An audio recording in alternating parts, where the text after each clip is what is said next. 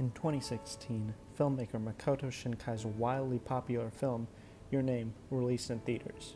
If you've seen it, you probably know how great it was, with the film even being regarded one of the greatest animated films of all time. It was an amazing film, with breathtaking animation and an incredibly creative story and one of the best film scores of all time, in my opinion. But 3 years after the release of Your Name, Shinkai's next film, Weathering With You, came out, and it received a mostly positive acclaim, but not nearly as much as his previous film. This really disappointed me, because after I watched it, I fell in love with it. Its animation, its writing, its score, everything. This is one of my favorite films of all time. And now, after hearing so many people say that Your Name was better, I'm going to come out and say that I liked Weathering With You more than Your Name. So in this video, I just want to explain why I love Weathering With You so much. And before I start, I suggest you go watch the movie first, because, as I'm going to explain, it's an amazing movie. I'm just going to quickly start by saying that the animation is amazing. It's probably one of the most well-animated movies I've ever seen. And its score, which was done by the same composer of Your Name, Radwimps, was just as good, if not better than Your Name's score, in my opinion. One of the things I love about this film is how much it builds upon Makoto Shinkai's previous work, making it feel like his most ambitious film. It takes his fascination with the rain, which is featured in Garden of Words, and uses it as a foundation of its supernatural elements and premise. It also has a very similar structure to Your Name, but one of the things that it takes from one of his other films is what I think makes it great. The movie I'm talking about is Children Who Chase Lost Voices. For as strange of a movie as it was, it does something different from most of Shinkai's other films. Most of his films have a general theme of how love can't be stopped, whether it be by time or distance. Love finds a way. This is most evident in Your Name and 5 centimeters per second. Children Who Chase Lost Voices doesn't really use this theme though. It's instead a film about death and how the characters try to move on after the deaths of the people they love. While it's admittedly not his best film, I did like that it attempted to cover new themes within the scope of Shinkai's films. This made this film feel completely different from his other works. Weathering With You does something similar to Children Who Chase Lost Voices. It's not singularly about one theme or idea.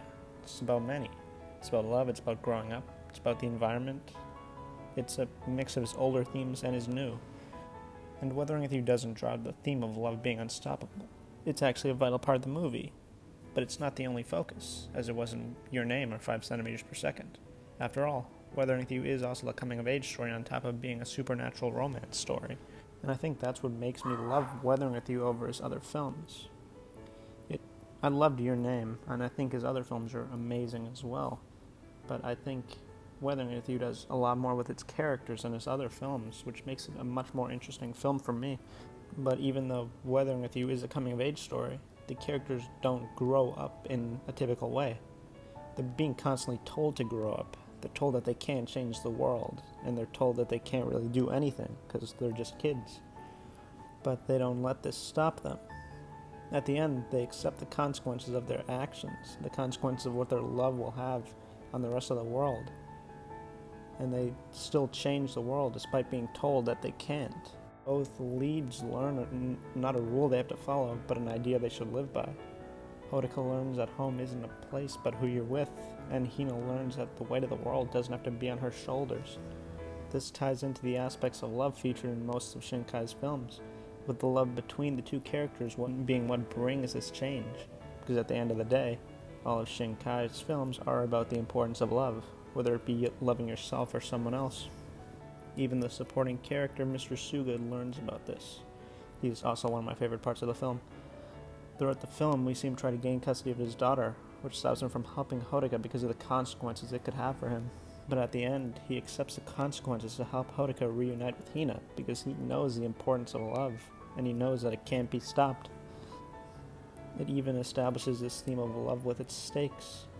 The film involves a lot of supernatural elements that impact the world more than in Your Name, but instead of having high stakes with a rush to save a town from destruction, it focuses on the rush of Hodoka to save the girl he loves. He doesn't care about the world or what the effects of his actions will have on those around it. It may seem selfish, but he only really cares about love. And its ending is probably one of my favorite endings in a movie ever. It's a perfect ending to a near-perfect movie.